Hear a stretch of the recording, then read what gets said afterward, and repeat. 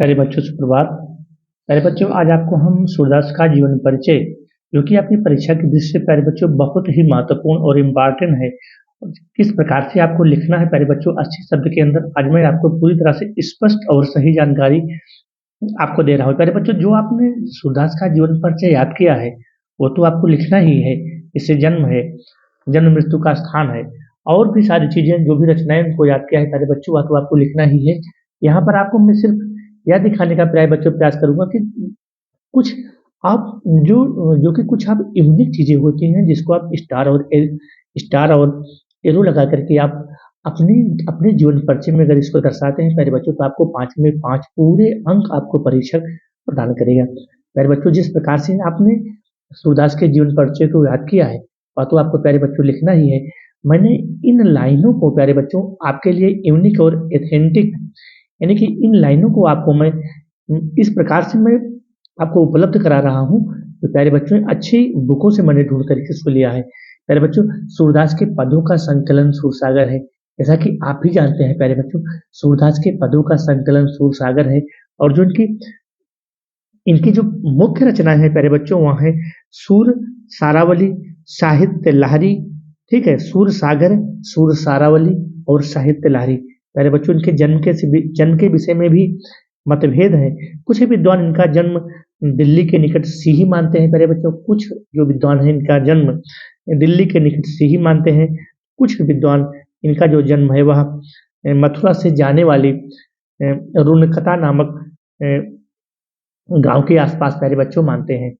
प्यारे बच्चों जो आपने कंठस्थ किया हुआ है सूरदास का जीवन परिचय उसमें मैं बिल्कुल छेड़खानी नहीं करूंगा। मैं इन लाइनों को प्यारे बच्चों मैं अपनी तरफ से आपको प्रदान कर रहा हूं कि अगर आप इन लाइनों को भी दर्शाने में एरो लगा करके स्टार लगा करके लिखने में अगर प्यारे बच्चों सफल हो जाते हैं तो फिर चार का चांद हो जाएगा प्यारे बच्चों।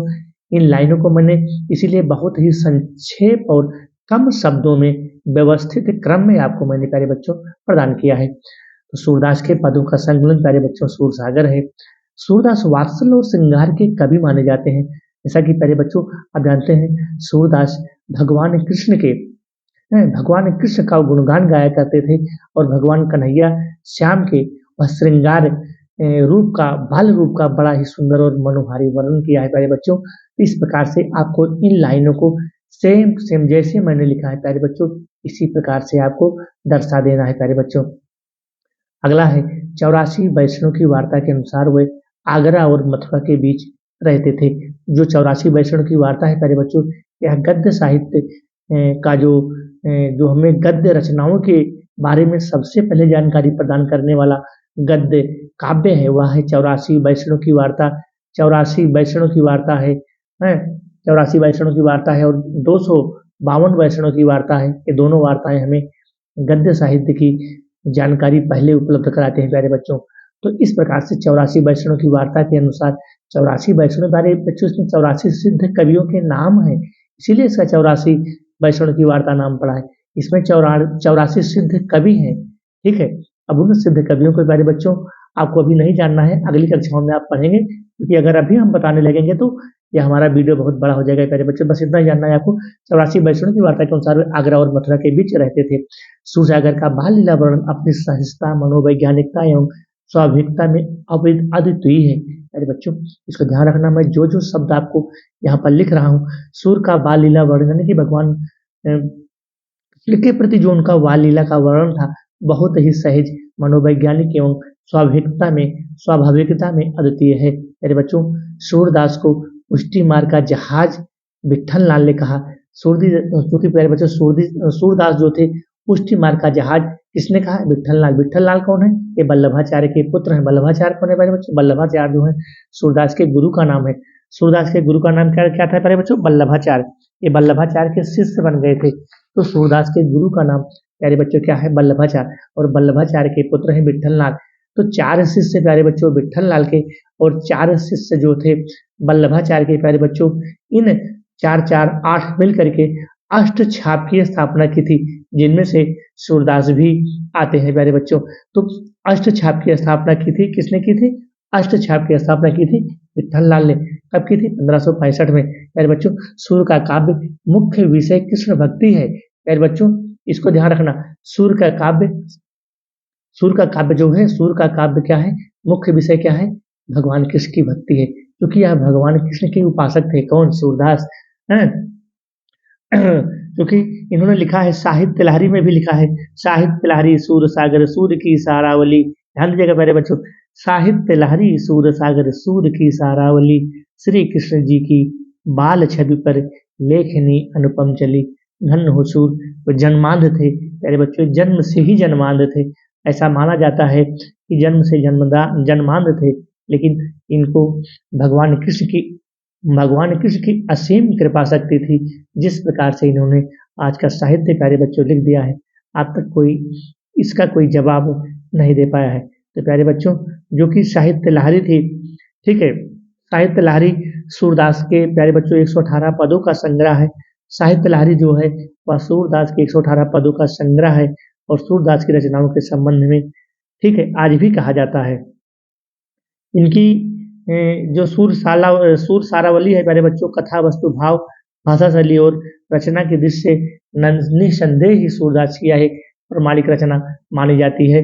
मेरे प्यारे बच्चों, इस प्रकार से आपको इनका मैं जो लाइन आपको प्यारे बच्चों आज मैं आपको बता दूंगा, बहुत ही महत्वपूर्ण और इम्पोर्टेंट लाइन है प्यारे बच्चों। इसको आप जीवन परिचय लिखते समय अपनी उत्तर पुस्तिका में अगर प्यारे बच्चों दर्शाने में सफल हो जाते हैं, फिर निश्चित ही आपका जो है चार में चार लग जाएगा प्यारे बच्चों। सूर का काव्य मुख्य विषय कृष्ण भक्ति है। भागवत पुराण को उपजीव्य मानकर इन्होंने राधा कृष्ण की अनेक लीलाओं का वर्णन सूर सागर में वर्णित किया है प्यारे बच्चों।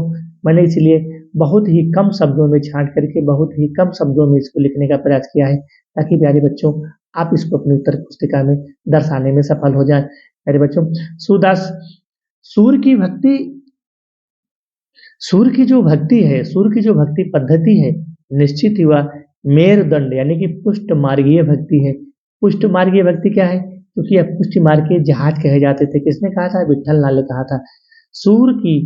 सूर की प्रतिभा का उत्कर्ष सूर सागर, ध्यान दीजिएगा, सूर की प्रतिभा का उत्कर्ष सूर सागर के 10वें स्कंध में दिखाई पड़ता है। जो सूर की प्रतिभा का, सूर की जो प्रतिभा है उसका जो उत्कर्ष है सूर्य के 10वें स्कंद में दिखाई पड़ता है। और सूरदास के गुरु का नाम, जैसा कि मैं आपको पहले ही बता चुका हूँ, सूर्य के गुरु का नाम क्या था? वल्लभाचार्य था। ठीक है, क्या था? वल्लभाचार्य था। और इस प्रकार से अगर आप अपनी उत्तर पुस्तिका में इन लाइनों को दर्शाने में सफल हो जाते हैं, तो निश्चित ही आपको परीक्षा की क्षमता नहीं है। सूर्य का भ्रमर गीत, ध्यान देना, सूर्य का भ्रमर गीत नंददास का भंवर गीत है, लेकिन यहाँ पर सूर का जो भ्रमर गीत है वो वियोग श्रृंगार का सर्वोच्च शिखर है। अगर जितने भी अगर हमारे प्यारे प्यारे बच्चे इस वीडियो को देख रहे हैं, इस लाइनों को अगर आप दर्शाने में अपनी पुस्तिका में सफल हो जाते हैं, तो परीक्षक की क्षमता नहीं है, उसकी हिम्मत नहीं है कि आपका अंक काट सके।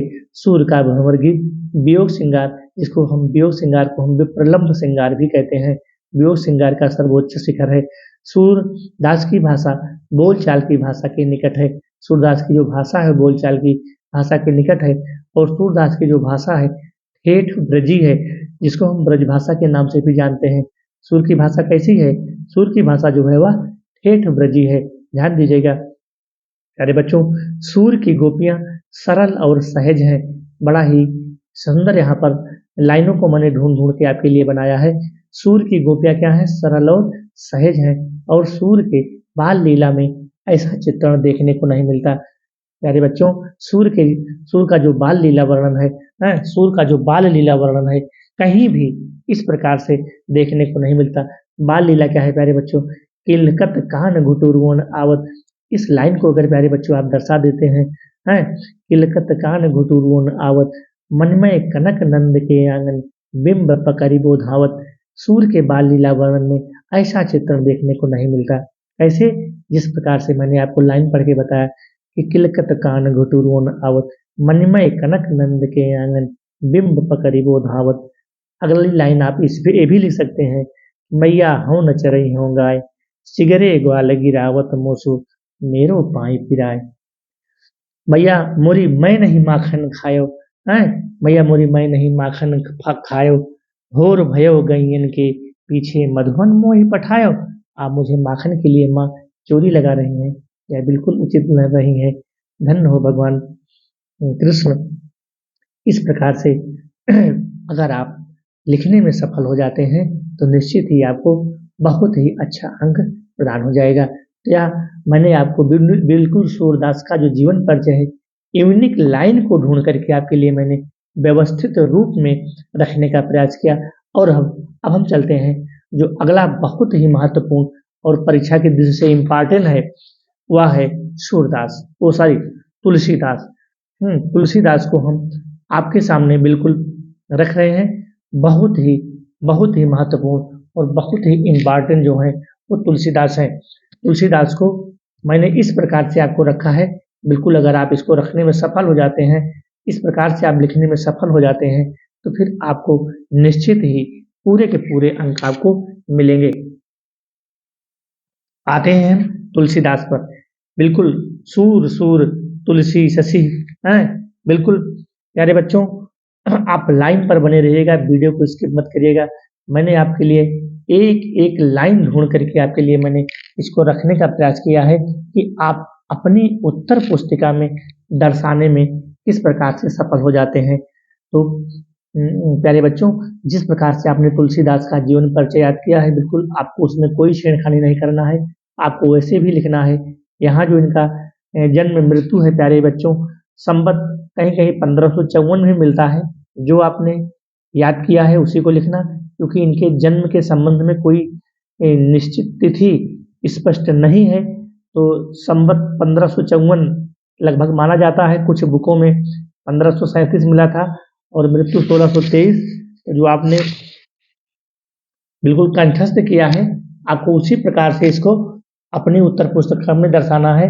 आपको बिल्कुल इधर-उधर बिल्कुल नहीं करना है। और मैंने आपको जो मूल लाइन आपको 10 से 12 लाइन ढूँढ के दिया है तुलसीदास का, उस अगर इस लाइन को आप दर्शाने में, लिखने में सफल हो जाते हैं, तो फिर आपको निश्चित ही अच्छे अंक परीक्षक देने में मजबूर हो जाएगा। जन्म लेते ही इनके मुख से राम शब्द निकला, ध्यान दीजिएगा। जन्म लेते ही तुलसीदास जैसे ही पैदा हुए थे, उनके मुख में 32 दास मौजूद थे। और इनके पिता का नाम आत्माराधु में, माता का नाम हुलसी, पत्नी रत्नावली, ये सब तो सारी चीज़ें आपको याद है। जन्म मृत्यु भी याद है।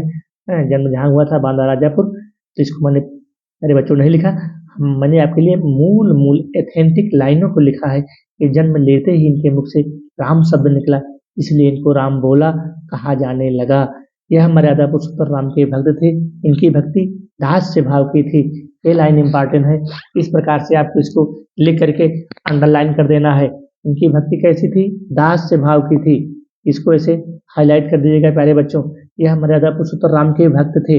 कौन? तुलसीदास। किसके भक्त थे? मर्यादा पुरुषोत्तम राम। क्योंकि जब इनको रत्नावली अपने मायके गए थे, जब वहाँ से इनको डांटा था, तो सीधे ही ये चित्रकूट आए थे। उसमें उन्होंने कहा था कि लाज न आवत आपको ऐसे आए हूँ साथ, दिग दिग ऐसे प्रेम का कहा कहूँ मैं नाथ। प्रभु, नाथ, परमात्मा, स्वामी, अभी मैं अपने मायके चली आ रही हूँ, आप पीछे पीछे चले आ रहे हैं, यह बिल्कुल उचित नहीं है। और जैसे ही उसने यह लाइन बोली, उनकी पत्नी रत्नावली ने कि लाज न आवत आपको ऐसे आए हूँ साथ, धिक धिक ऐसे प्रेम का कहा कहूँ मैं नाथ। बस तुलसीदास को बात लग गई और वो आ गए चित्रकूट पर। और वहाँ पर चित्रकूट के घाट पर भाई संतन की भीड़, तुलसीदास चंदन घिसे तिलक देत रघुवीर। इनकी रचनाओं में भारतीय सभ्यता और संस्कृति का पूर्ण चित्रण देखने को मिलता है। बिल्कुल लाइनों को मैंने चुन चुन के लिखा है। अगर इन लाइनों को आप दर्शाने में सफल हो जाते हैं, तो फिर परीक्षक की क्षमता नहीं है कि आपके अंक को काट सके। इनका ब्रजभाषा तथा अवधि पर समान अधिकार था। बहुत ही इंपॉर्टेंट लाइन मैंने आपके लिए लिखा है, ध्यान देना। मैं इसको हाईलाइट भी कर दे रहा हूँ। ब्रजभाषा तथा अवधि पर, ब्रजभाषा तथा अवधि पर इनका समान अधिकार था। तुलसी का बचपन घोर दरिद्रता एवं असहाय अवस्था में बीता, क्योंकि प्यारे बच्चों, तुलसीदास का जैसे ही जन्म हुआ था, इनके मुख में 32 दांत मौजूद थे। तो डर के मारे जो इनके जो माता पिता थे, इनको अपने घर से हटाकर बाहर इनको रख दिया था। ये किसी तरह जीवित बच गए। और इन्होंने हनुमान वाहक से स्पष्ट है कि अंतिम समय में वे भयंकर अपनी बाहु पीड़ा से ग्रस्त थे। हनुमान वाहक इनका ग्रंथ है। अपनी अंतिम समय यानी कि सबसे इनका अंतिम ग्रंथ हनुमान वाहक माना जाता है। जितने भी ग्रंथों की तुलसीदास ने रचना की है, जितने भी ग्रंथों की रचना तुलसीदास ने की है, उसमें हनुमान वाहक जो है इनका अंतिम ग्रंथ माना जाता है। इस प्रकार से हनुमान वाहक जो है इनका तुलसीदास का अंतिम ग्रंथ है, क्योंकि हनुमान वाहक अपने अंतिम समय में जब इनको बहुत ही असहाय पीड़ा हो रही थी, असहाय पीड़ा से हो रही थी, तभी इन्होंने हनुमान वाहक को लिखा था।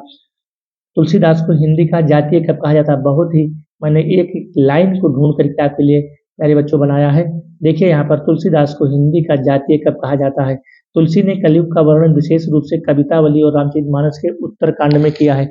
इस लाइन को भी आप लिखने में यदि सफल हो जाते हैं ऐसे एरो लगा करके और हाईलाइट करके, तो फिर आपकी कॉपी में 4 में चांद लग जाएगा। तुलसीदास ने कलयुग का वर्णन विशेष रूप से कवितावली और रामचरितमानस। प्यारे बच्चों, कवितावली, दोहावली, गीतावली और विनय पत्रिका, ये चारों रचनाएं इनकी ब्रजभाषा में, ध्यान दीजिएगा।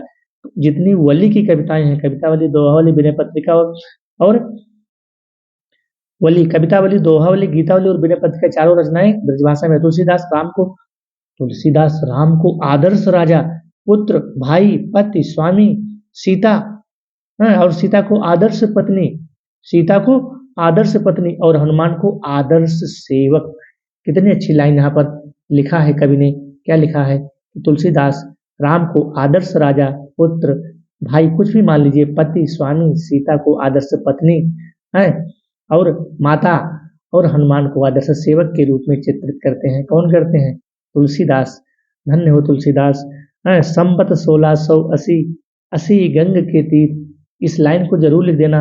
अगर इस लाइन को लिखने में आप सफल हो जाते हैं, संवत 1680 गंग के तीर, श्रावण कृष्णा तीज सन, तुलसी तजो शरीर। फिर आपको जन्म मृत्यु के संबंध में जानकारी देने के लिए बहुत ज़्यादा आवश्यकता मेरे प्यारे बच्चों आपको बिल्कुल नहीं पड़ेगी। इस प्रकार से मैं आपको, और यहाँ पर जो आपके लिए मैंने जिस प्रकार से भारत का लोकनायक वही हो सकता है जो समन्वय करने का अपार धैर्य लेकर आया है, इसको हजारी प्रसाद द्विवेदी ने कहा है।